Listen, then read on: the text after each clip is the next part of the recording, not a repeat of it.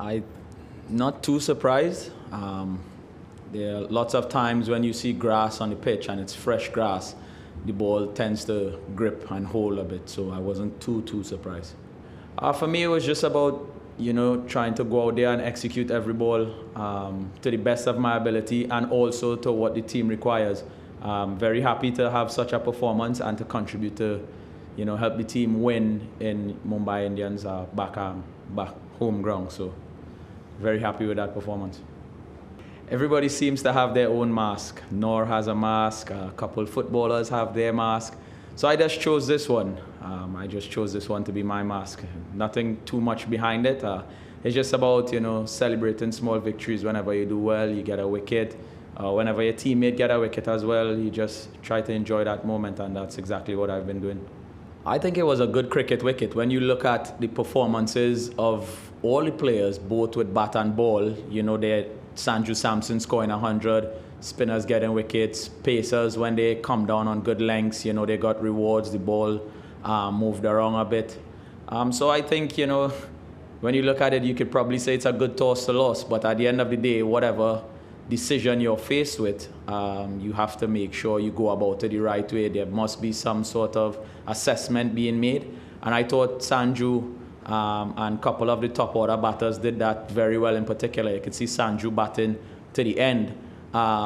When some people might have thought, he slowed down or stepped off the gas in the middle phase, he knew that as long as we had a set batter there, he could explode in the end. And, that's exactly what he did. And, kudos to him on a brilliant 100.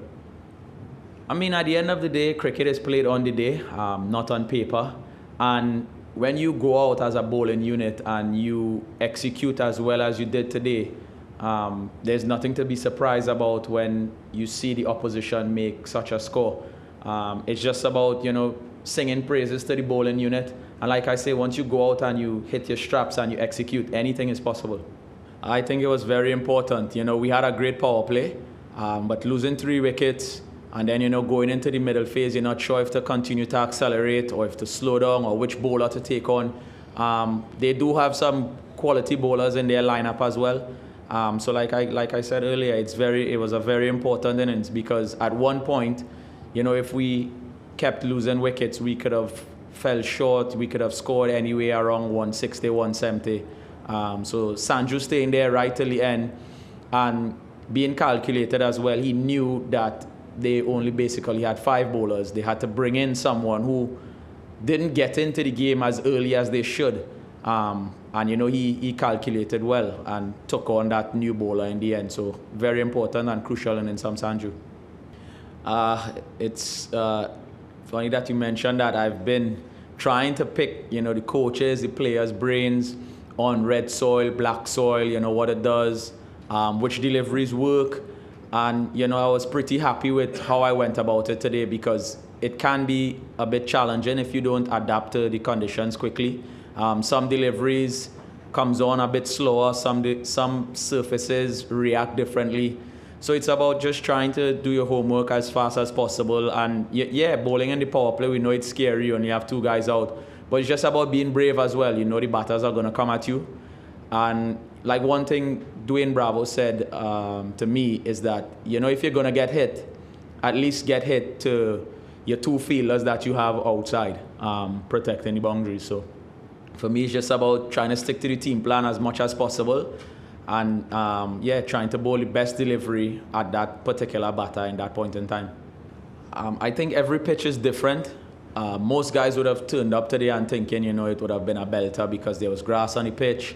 So for me, taking the first ball, it's just about, like I said, making that assessment as quickly as possible, understanding what is working, what deliveries are working, what speeds, what lengths, and just trying to pass on that message as quickly as possible to Noor. We know we are a bit different. I'm a finger spinner, Noor is leg spin. So the ball tend to react differently from the surface. But, one thing is that, we share that can work for both of us is just what lengths to bowl, what speeds to bowl. And, you can take it a step further and just reminding your partner that, listen, this is his strengths or weaknesses, or this is what he's trying to do, or maybe this is a better feel, this might be a harder shot to play. So it's just about trying to compile all the information as quickly as possible and pass it on to your teammate as clear as possible as well, because sometimes you can sort of lose your way in how you transfer messages. So it's just about, you know, passing on the message as clear as possible. And we do work well together, so, you know, hopefully long may that continue. I think it's no different. Same pressure, same, at the end of the day, it's cricket, same bat, same ball.